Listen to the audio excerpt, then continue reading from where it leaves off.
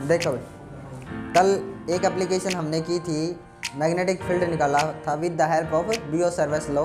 कहाँ? सर्कुलर कोयल थी अपने पास, और उसके सेंटर पे हमने देखा था सबसे स्ट्रॉन्गेस्ट मैग्नेटिक फील्ड है, और कितना था, म्यू नॉट आई अपॉन में 2r। ये मिला था ना हमारे को।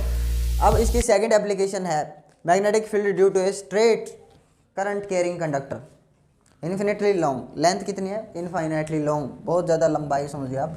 तो उसके कारण हमने, ये कोई कंडक्टर है जिसमें करंट फ्लो कर रही है, आई करंट, ठीक है।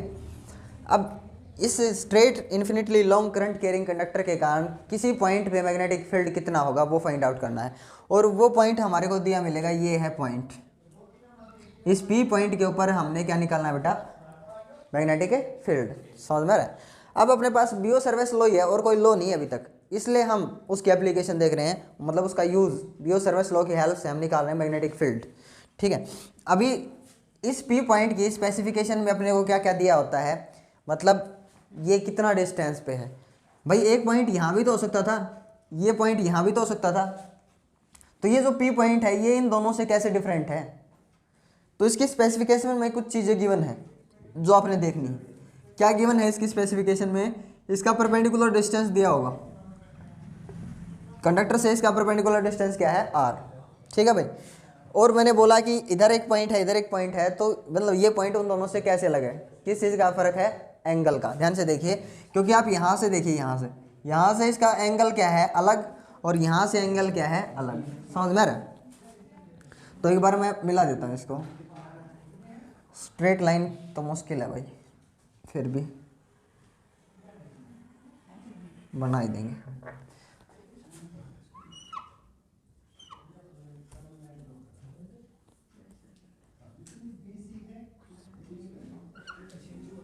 ठीक है भाई, चीज़ आई समझ में? मतलब क्या चीज़ आई समझ में? कि इसमें एंगल का फ़र्क है। ये जो पी पॉइंट, अगर ये पॉइंट यहाँ होता तो एंगल अलग होता, यहाँ होता तो एंगल अलग होगा। परपेंडिकुलर डिस्टेंस तो भले ही क्या है? सेम। ध्यान से देखिए, तो यहाँ का जो एंगल है उसको क्या कंसीडर करते हैं? φ1, और नीचे वाला जो एंगल है उसको क्या कंसीडर करेंगे? φ2। क्या बेटा? φ2, लेकिन कौन सा? नेगेटिव φ2। माइनस φ2 का मतलब क्या है भाई? ये वाला पॉजिटिव एंगल और ये वाला क्या है? नेगेटिव। देखो ये देखिए, ये एंगल भी 30 और ये एंगल भी क्या है? 30 है कि नहीं? लेकिन ये +30 और ये क्या है? -30।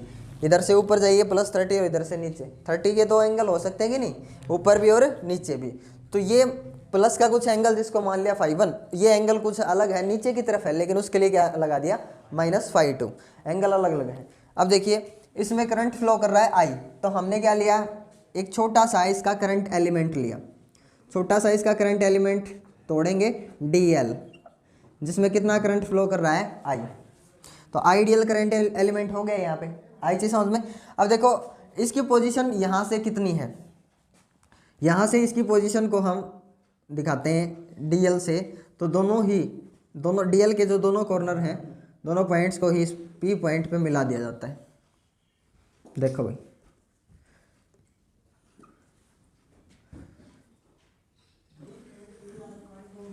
आया समझ में? अब ये जो एंगल है ये थीटा है, इसका क्या एंगल है? ये थीटा। थोड़ा सा स्ट्रेट बनाएंगे, स्ट्रेट बन नहीं रही है यहाँ मेरे से, मजबूरी होगी। अब कुछ ठीक बनी, ठीक है। अभी यहाँ से एक परपेंडिकुलर ड्रॉ करेंगे, ध्यान से देखिए, यहाँ से एक परपेंडिकुलर ड्रॉ करेंगे, यहाँ नाम दे देंगे, इस पॉइंट का नाम चलो C दे देते हैं, इसका नाम D दे देते हैं, ठीक है। और इस पॉइंट का नाम F दे दो, E दे दो, कुछ भी दे दो आप, ठीक है। और ये पॉइंट P है, और ऐसे इस पॉइंट का नाम भी दे सकते हो आप, इस पॉइंट का नाम क्या है? M, कुछ भी N दे सकते हो। तो आपको समझ में आना चाहिए, ये एंगल, अगर ये एंगल थीटा, ये एंगल थीटा, तो ये वाला एंगल इधर E एंगल, ये भी कौन सा होगा बेटा? थीटा, ठीक है। हमारे को प्रूव करने की जरूरत नहीं है। देखिए ये एंगल, देखो ये एंगल कितना है? फाई। ये एंगल कितना कंसीडर करते हैं? फाई। तो ये एंगल फाई, तो ये एंगल भी कितना होगा? फाई। ये वाला एंगल कितना होगा? फाई। ध्यान से देखिए, सी वाला एंगल, थोड़ा सा मैं इसको अलग बनाता हूँ, करंट एलिमेंट को अपना। यहाँ है करंट एलिमेंट IDL, ठीक है। और यहाँ ये वाला एंगल जो है, ये वाला, ये क्या है? फाई। और ये वाला एंगल क्या बेटा, थीटा। बहुत छोटी सी जगह रहेगी ना, इसलिए प्रॉब्लम आ रही, लेकिन कोई नहीं। अब देखिए ये फाई और ये छोटा सा एंगल क्या हो जाएगा, d phi. Very small angle है ये, तो क्या है, डी फाई। ठीक है, हम कहाँ से कहाँ तक चलेंगे, हम यहाँ से डी एल एलिमेंट ऐसे ऊपर से नीचे तक ऐसे ऐसे चलेंगे। तो इनिशियल से फाइनल, यहाँ से यहाँ तक इंटीग्रेट करेंगे हम इसको। उस टाइम पे देखो फाई फाई क्या है जो चेंज कर रहे हैं इस एंगल को, और उसमें कितना चेंज है, डी फाई। तो फाई एंगल अपना कहाँ से कहाँ तक है, -φ2 से φ1। चीज़ आ रही समझ में। ऐसे अभी फिलहाल के लिए हम डी फाई ऐसे इंटीग्रेट कर देंगे इसको। चीज़ आई समझ में। तो इसमें कौन कौन सी ट्रेंगल्स का यूज़ करना है, डीएल आपको पता है ये क्या है, डीएल। ठीक है, तो अकॉर्डिंग टू बियो सर्वेस लॉ, अकॉर्डिंग टू बियो सर्वेस लॉ, यहाँ डीएल एलिमेंट के कारण मैग्नेटिक फील्ड कितना बनेगा बेटा, डीबी। कितना बनेगा, डीबी मैग्नेटिक फील्ड। तो डीबी की वैल्यू कितनी आई थी, डीबी फॉर्मूला क्या है अपना, बियो सर्विस लॉ का, म्यू नोड अपॉन 4 पाई। मैंने बताया था ना आपको, म्यू नोड क्या है, magnetic permeability of A free space. Mu naught upon 4 pi constant है, जैसे इलेक्ट्रिक फील्ड में किए कांस्टेंट था। और I D L sine theta upon में क्या है, आर स्क्वायर। आर क्या है आपके लिए, आर। आर ये आर नहीं है, यहाँ से यहाँ का आर है जो चेंज हो रहा है, समझ में आ रहा है। कभी ये आर लिख बैठो आप, क्योंकि डीएल एलिमेंट के लिए डिस्टेंस कौन सा है, ये वाला। तो अपॉन में आर स्क्वायर। अभी जो सारी चीज़ें हैं अननोन है, साइन थीटा भी अननोन है अपने लिए। अपने को क्या दिया हुआ है, परपेंडिकुलर डिस्टेंस कितना एस पी पॉइंट का, φ1 और φ2 की वैल्यू कितनी है, ये सारी चीज़ें दी होती हैं। तो बाकी सारी चीज़ें देखो, करंट, आइडियल, डीएल, ये सारी चीज़ें क्या है, अननोन। आर ये जो डिस्टेंस है ये भी क्या है, अननोन। तो हमारे को इन सभी चीज़ों को किस में कन्वर्ट करना है, जो नॉन वैल्यूज़ हैं। नॉन वैल्यूज़ क्या है, आर, φ1 और φ2, इन नॉन वैल्यूज़ में कन्वर्ट करना है जिनको हम जानते हैं।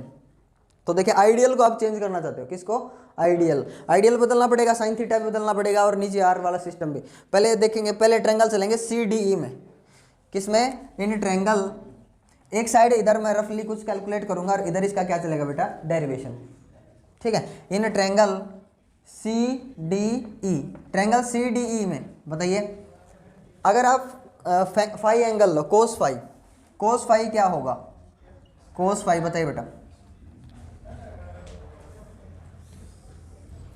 देखो ये एंगल है, तो ये एंगल तो इसके सामने वाला परपेंडिकुलर, ठीक है। और परपेंडिकुलर किसके ऊपर होता है, बेस। तो ये क्या है, बेस, CD।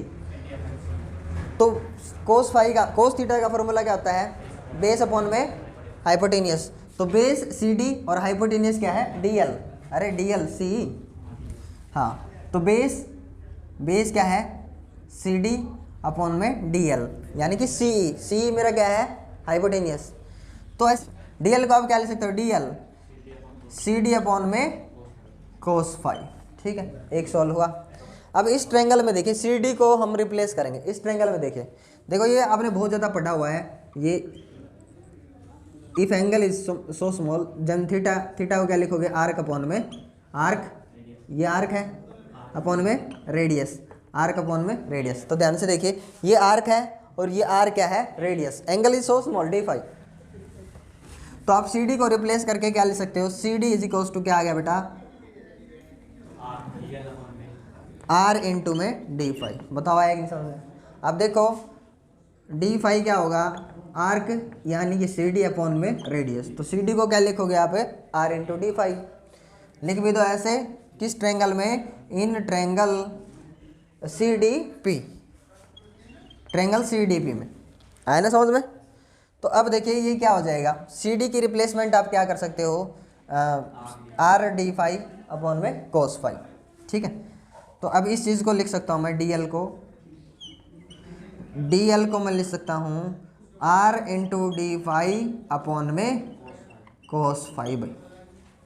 यहाँ रख दें। अब देखो DB is equals to mu naught upon में 4 पाई। अब देखो किसको चेंज किया है मैंने, DL को। भाई DL ही चेंज हुआ है ना, हाँ। R इंटू में D फाई, ये आइडियल की रिप्लेसमेंट अपनी है। सी ई।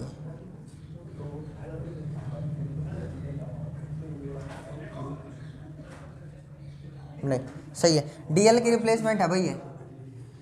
देखो आई और डीएल की जगह आपने क्या लिखा, आर इंटू में डी फाई अपॉन में कोस फाई और इंटू क्या है आर स्क्वायर, और ऊपर क्या बचा हुआ है साइन थीटा भाई। बस प्रॉब्लम सॉल्व होगी। एक आर से एक आर कैंसिल आउट हो जाएगा, सिंपली आर बच जाएगा यहाँ पे। चलो बाद में अगले स्टेप में कर देंगे, एक बार काट देते हैं, यहाँ पे काट दिया तो डी बी कितना आ गया है म्यू नोड आई अपॉन में 4 पाई, और ये हो गया है sine theta d phi upon में कोस फाई आर। देखो अभी इसको मैं यहाँ पे भी लिख सकता था, कोई ऐसी प्रॉब्लम नहीं है। डी फाई को आगे लिख सकता था मैं डी फाई, और यहाँ क्या लिख देता मैं साइन थीटा, कोई ऐसी बड़ी बात नहीं। सिर्फ क्या बच गया है कोस फाई आर। देखिए ध्यान से, अब किस ट्रायंगल में चलना है आपने, ट्रायंगल पीएमसी, ये वाले ट्रायंगल पीएमसी में। इन ट्रायंगल पीसीएम या पीएमसी, ठीक है। अब देखिए आर बाई आर, अगर ये आप थीटा लेते हो तो आर बाई आर क्या है भाई, आपको दिख रहा है। अगर ये थीटा तो ये वाला क्या हो जाएगा फिर परपेंडिकुलर, तो ये क्या है बेस, तो बेस अपॉन में क्या लिख रहे हैं आपने hypotenuse. Very good, base upon में हाइपोटेनियस क्या है कोस फाई बेटा, आया समझ में। तो अब देखो R into cos phi, R into cos phi को आप क्या रिप्लेस कर सकते हो आर से, तो R is equals to R cos phi, ये रिजल्ट मिला ना आपको। एक देखो आर बाई आर, अगर ये थीटा आर बाई आर तो ये परपेंडिकुलर और ये क्या हो गया हाइपोटेनियस, तो R by R is also equals to sine theta. कुछ समझ में आया, R by R cos theta, R by R sine theta के भी इक्वल, तो यानी कि कोस एंगल किसके इक्वल है साइन के इक्वल, तो साइन थीटा को आप क्या लिख सकते हो कोस फाई लिख सकते हो कि नहीं। हाँ, so D B is equals to mu naught I sine theta की जगह क्या है cos phi D phi upon में 4 पाई, और कोस आर देखो मैंने क्या लिख दिया है, कोस आर को कैपिटल आर में कन्वर्ट कर दिया, ठीक है बेटा। तो ये तो डी बी आ गया है। और आपको क्या निकालना है total magnetic field complete wire के कारण, तो क्या कर दो इसको इंटीग्रेट कर दो, तो इंटीग्रेट कर देंगे कहाँ से कहाँ तक, -φ2 से φ1 तक, हाँ इंटीग्रेट कर देंगे, चाहिए समझ में। अब इसका डेरिवेशन थोड़ा सा आगे यहाँ तक चलेगा, इधर तक। अब बताइए कोस फाई, देखो कांस्टेंट चीज़ें बाहर आ जाएंगी, म्यू नोड अपॉन 4 पाई कांस्टेंट वैल्यू है, करंट इस कंडक्टर में कांस्टेंट है, और ये क्या है परपेंडिकुलर डिस्टेंस इस पॉइंट के लिए बदलता रहता है कि कांस्टेंट है, तो ये सारी चीज़ें क्या है कांस्टेंट। तो इंटीग्रेशन किसका होगा cos phi into d phi, चाहे बाहर लिख के दिखा दो एक बार आपको, डी बी जुड़ के क्या बन गया है टोटल मैग्नेटिक फील्ड कंप्लीट। आप कहाँ से कहाँ तक इंटीग्रेट कर रहे हो ऐसे कंप्लीट का, तो mu naught I upon 4 pi R भी कांस्टेंट, तो ये बाहर आ जाते हैं -φ2 से φ1, तो इंटीग्रेशन सिर्फ किसका होगा कोस फाई इंटू में डी फाई, ठीक है। कोस फाई का इंटीग्रेशन क्या होता है बेटा साइन फाई, लेकिन डिफ्रेंशिएशन क्या होता है माइनस साइन, इसलिए इंटीग्रेशन याद रखो, कोस थीटा का इंटीग्रेशन साइन थीटा, लेकिन डिफ्रेंशिएशन कोस थीटा का नेगेटिव। वेरी गुड, अब इसको इंटीग्रेट करते हैं, b is equals to cos phi D phi क्या इंटीग्रेशन आएगा sine phi, b mu naught I upon में 4 पाई आर और कोस फाई, और ये हो गया साइन फाई, इसका integration cos phi D phi sine phi, और लिमिट्स तो रखनी पड़ेंगी। हाँ, लिमिट्स कहाँ से कहाँ तक हैं -φ2 से φ1 तक, ठीक है।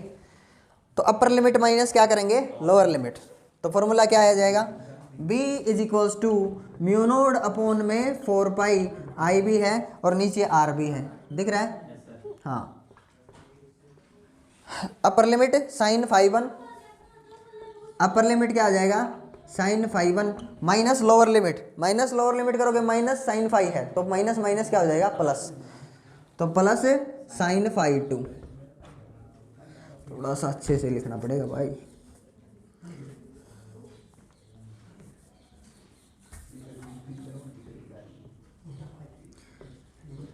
Sign five one minus sine minus five two, sine minus five two है तो माइनस माइनस प्लस बन जाता है, और ऐसे ये आ गया इसका डेरिवेशन। समझ में आ गया?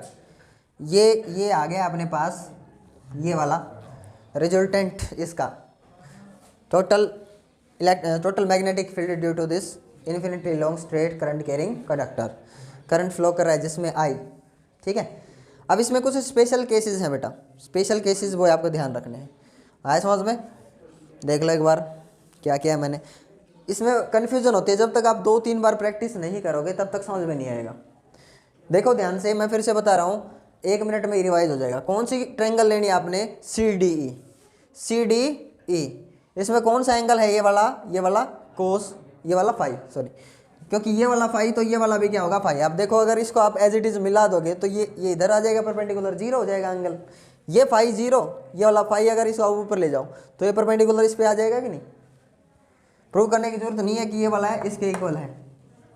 ध्यान से देखिए, एक ट्रायंगल कौन सी ली? ये वाली। उसके बाद कौन सी ट्रायंगल ली? CDP। एक ट्रायंगल शुरुआत वाली ये है ना, शुरुआत वाली CDE और CDP दूसरी ट्रायंगल, और 3 ही ट्रायंगल यूज किए मैंने, सिर्फ 3, 1 2 और ये है थर्ड PMC। 3 ट्रायंगल से टोटल रिजल्ट आ जाएगा, इसका नेट मैग्नेटिक फील्ड आ जाएगा। अभी डायरेक्शन निकाल पाओगे? डायरेक्शन किधर है? अगर आप देखो राइट हैंड रूल यूज करना, राइट हैंड कर्ल रूल। तो मैग्नेटिक फील्ड फाइंड आउट करना है तो देखो करंट की डायरेक्शन में किसको रखना है? थंब को। ऐसे करंट फ्लो कर रहा है और ये क्या है? R डिस्टेंस मेरा, ये R। तो उंगलियां कैसे कर्ल होंगी? ऐसे। तो इस पॉइंट पे मैग्नेटिक फील्ड कैसा है? अंदर की तरफ, या फिर ऐसे दिखा दो, ये करंट, ये R डिस्टेंस, ठीक है, ये R डिस्टेंस, और मैग्नेटिक फील्ड कैसा है? अंदर की तरफ जाते हुए, क्योंकि उंगलियां कर्ल होंगी ऐसे, डायरेक्शन होगी ना। अगर ऐसे करंट फ्लो कर रहा है तो फिर उस पॉइंट पे मैग्नेटिक फील्ड कैसा था? बाहर की तरफ आते हुए। तो इसका इंडिकेशन मैंने सिखा रखा है आपको किस तरह से आपको बनाना है। तो इसके कुछ स्पेशल केसेस हैं, वो और करते हैं एक बार, देखिए ध्यान से। देखो एक बार नेट मैग्नेटिक फील्ड आ गया आपके पास। तो अब स्पेशल केस करेंगे। B = μ0I/4πr sine five one plus sine five two. Special case क्या है? स्पेशल केस ये है कि अगर ये वाला जो पॉइंट है, ये वाला पॉइंट किसी एक एंड पे हो या फिर बहुत ही क्लोज हो, इसमें ये भी सही है। ये एक केस ये बन सकता है कि very very close to the conductor. तो फिर ये दोनों एंगल कितने हो जाते हैं अप्रोक्सीमेट? देखो जितना आप 0 नहीं होंगे भाई, जितना आप इधर जाते हो देखो एंगल बड़ा हो गया है। बड़ा नहीं हो गया? ये बड़ा है कि ये बड़ा है?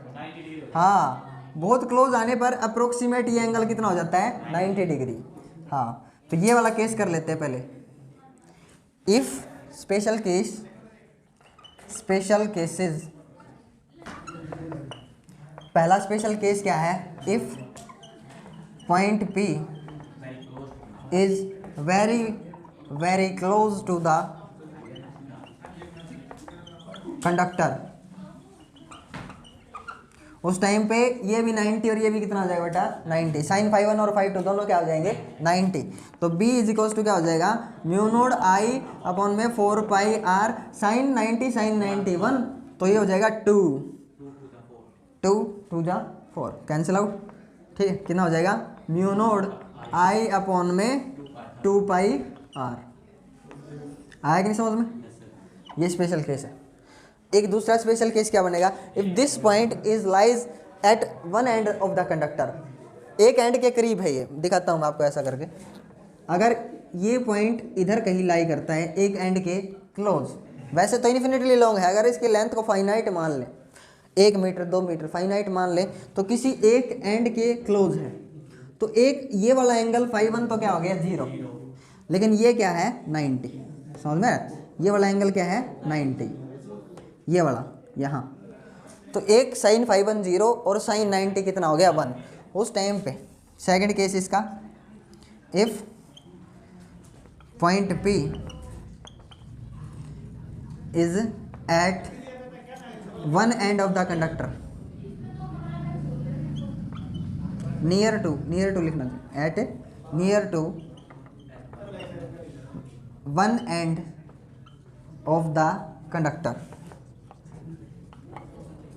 तो क्या होगा, साइन फाइव तो मैंने दिखाया अभी 510, साइन फाइव टू 90, तो सीधे सीधे क्या बच जाएगा, b is equal to mu naught I upon में 4 पाई आर, क्योंकि साइन 91 हो गया ना और ये 0 है, तो 1 मल्टीप्लाई करने से कुछ इफेक्ट पड़ेगा क्या, नहीं पड़ेगा। अब एक अलग ही स्पेशल केस है इसमें, वैसे तो आपको समझ में आएगा, ध्यान से देखिए। अगर ये पॉइंट यहाँ इसके सेंटर पे हो, तो कंडक्टर के सेंटर पे नहीं दिखा आपको, यहाँ तो कुछ आर है, यहाँ बड़ा आर है, ध्यान से देखिए, यहाँ बड़ा आर है, जैसे जैसे पास आ रहे हो मैग्नेटिक फील्ड स्ट्रॉन्ग होता चला जाएगा, देखिए ध्यान से, आर छोटा होता जा रहा है, आर छोटा, मैग्नेटिक फील्ड स्ट्रॉन्ग, और मैग्नेटिक फील्ड स्ट्रॉन्ग, अभी आर देखिए, आर क्या हो गया, आर 0 हो गया, क्योंकि आप उस कंडक्टर के किधर आ गए हो, सेंटर पे आने से आर 0, तो मैग्नेटिक फील्ड क्या आता है, 0। नहीं आया समझ में, या इन्फिनाइट बोलोगे तुम, इनफाइनाइट बोलोगे, सेंटर पे मैग्नेटिक फील्ड क्या होगा, 0, समझ में आएगा। हाँ देखो अभी अगर ये पॉइंट परपेंडिकुलर बाइसेक्टर पे हो, तो इसकी लेंथ कितनी, l, इनफाइनाइट नहीं, अभी स्पेशल केसेस में क्या है, l।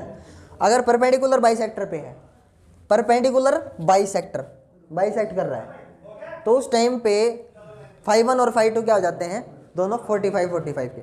देखो ध्यान से दिखाता हूँ मैं आपको, देखो अगर ये परपेंडिकुलर बाइसेक्टर पे आ गया है, हमें पता है इसकी लेंथ कितनी है टोटल, l, और ये किधर आ गया है, परपेंडिकुलर बाइसेक्टर पे, ये पॉइंट P परपेंडिकुलर बाइसेक्टर पे, ध्यान से देखिए, देखो φ1 और φ2 दोनों क्या हो गए, इक्वल। वैसे तो हमें पता है कितना है, 45 डिग्री बनेगा, ये 45, ये भी कितना होगा, 45, φ1 और ये क्या है, φ2, समझ में आएगा। तो φ1 और φ2 दोनों इक्वल है, फाई के इक्वल, तो ये लेंथ कितनी है टोटल, l, तो ये कितनी हो जाएगी बेटा, देखो ट्रायंगल मान लो आप, OPAB, ये कितनी हो जाएगी, l/2, ये भी कितनी हो जाएगी बेटा, l/2। तो आपको ये वाला डिस्टेंस चाहिए, अगर ये वाला निकालना है तो आप निकाल सकते हो, ये कितना है, r, तो ये वाला डिस्टेंस भी निकाल सकते हो आप, क्या आ जाएगा, r² प्लस l/2 का स्क्वायर, समझ में आ गया। अभी आपको निकालना क्या है, अभी स्पेशल केस है, लास्ट स्पेशल केस अपना, if point P is at perpendicular bisector of the conductor, perpendicular bisector of the conductor,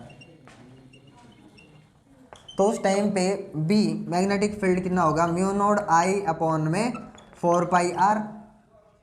φ1 और φ2 दोनों इक्वल हो गए फाई के, तो साइन फाई और फाई बताइए कितना हो गया, 2 साइन फाई, आया कि नहीं समझ में, साइन 2 फाई, या क्या लिख सकता हूँ मैं, 2 साइन फाई, क्लियर है। अब ये कैंसिल आउट हो जाएगा 1/2, तो b is equals to mu naught I upon में 2 पाई r और साइन फाई। अब साइन फाई का वैल्यू और रखिए, ये चाहिए था ना अपने को, इसलिए निकाला मैंने। साइन फाई क्या होगा, ये फाई, तो ये सामने वाला क्या होता है, परपेंडिकुलर, तो ये क्या है, नीचे वाला बेस, ये r बेस है, और ये हाइपोटेनियस, तो परपेंडिकुलर अपॉन में हाइपोटेनियस, साइन फाई क्या आ जाएगा, परपेंडिकुलर मेरा क्या है, l/2 अपॉन में हाइपोटेनियस क्या है, r² प्लस l/2 इसका स्क्वायर और उसका रूट, यही है।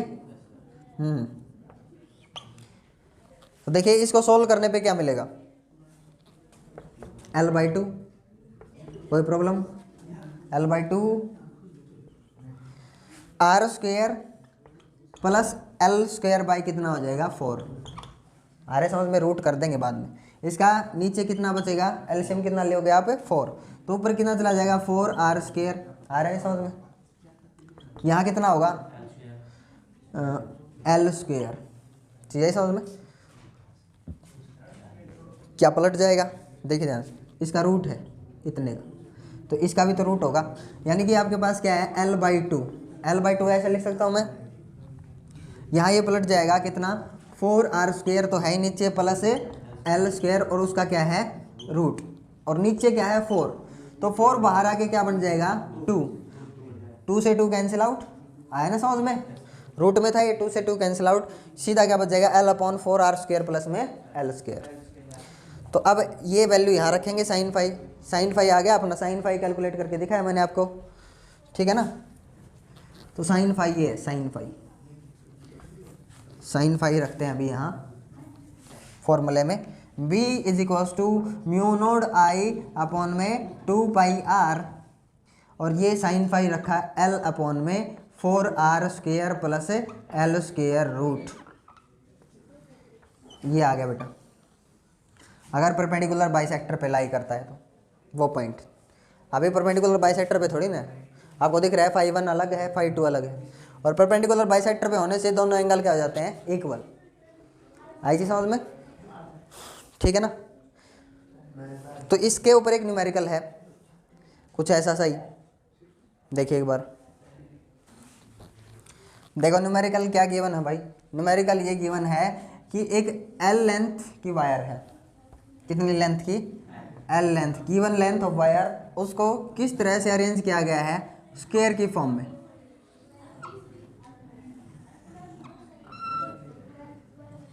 गिवन लेंथ ऑफ वायर, और उसको किस फॉर्म में अरेंज कर दिया स्क्वायर की फॉर्म में। अब इसमें करंट फ्लो करवा रहे हैं कितना I करंट फ्लो करवा रहे हैं, तो पूछ रहा है कि सेंटर पे मैग्नेटिक फील्ड बताइए कितना होगा। सेंटर पे आपको पता है ये स्क्वायर है, तो ये डायगोनल होते हैं कि नहीं स्क्वायर के, हाँ डायगोनल इक्वल होते हैं, और परपेंडिकुलर बाइसेक्ट भी करते हैं, ये भी है ना, हाँ। तो यहाँ जो मैग्नेटिक फील्ड बनेगा B, वो फाइंड आउट करना है कितना होगा, बताइए। तो देखो यहाँ पे मैग्नेटिक फील्ड निकालना है, ये कितना है स्क्वायर का साइड है A, तो यहाँ पे मैग्नेटिक फील्ड का फॉर्मूला है ही क्या अपने पास, बियो-सेवर्स लॉ से μ0/4πr, अभी अभी निकाला था स्ट्रेट वायर के केस में, उसके स्पेशल केसेस भी किए थे, कितना आया μ0/4πr, और इनटू में sin φ1 प्लस में sin φ2, ठीक है भाई, ये यूज़ कर सकते हो आप। एंगल पता है तो दिक्कत ही नहीं है, फिर sin φ sin 2φ बनाने की कोई ज़रूरत नहीं है, एंगल पता है। ये एंगल कितना है 45 का ही होगा, क्योंकि ये परपेंडिकुलर है, दिख रहा है आपको, ये 90 डिग्री पे बाइसेक्ट करते हैं दोनों, तो ये 45, तो ये भी कितना होगा बेटा 45, दोनों आ गए आपके पास। तो B = μ0I में 4πr sin 45 प्लस में sin 45, sin 45 कितना होता है μ0I में 4πr 1/√2 प्लस 1/√2, एलसीएम लीजिए कितना आ जाएगा एलसीएम, एलसीएम तो ये होगा ना √2 होगा कुछ, है ना, और जब दोनों की मल्टीप्लिकेशन होगी तो 2 बन जाएगा, तो ऊपर कितना जाएगा √2 प्लस में √2, और यहाँ क्या बन जाएगा 2, तो ये हो जाएगा 2√2, 2√2 डिवाइड बाई 2, √2 आ जाएगा, ठीक है ना। ये तो सिर्फ एक के कारण आया है, I करंट फ्लो कराया, अगर करंट की वैल्यू दे रखी है तो वो भी रखनी पड़ती, फिर μ0/4π की वैल्यू रखते हैं हम, 10⁻⁻7 है μ0/4π, है ना, फिर करंट रखते, ये डिस्टेंस रखते परपेंडिकुलर, और √2 सिर्फ एक के कारण। और अगर 4 कंडक्टर हैं तो देखो, एक कंडक्टर ये हो गया, एक ये हो गया, एक ये, 2 3 4 हो गए कि नहीं, 1 2 3 और 4, तो 4 टाइम्स होगा कि नहीं, ठीक है ना। तो 4 से मल्टीप्लाई कर दो, 4 डिवाइड बाई 4 कट जाएगा, सिंपली आ गया ना समझ में। नेक्स्ट वीडियो में हम क्या पढ़ेंगे, magnetic field due to a circular current carrying coil, एक कॉयल के कारण, एक रिंग के कारण मैग्नेटिक फील्ड कितना होगा उसके एक्सिस पे, ठीक है ना। So thank you for watching this video.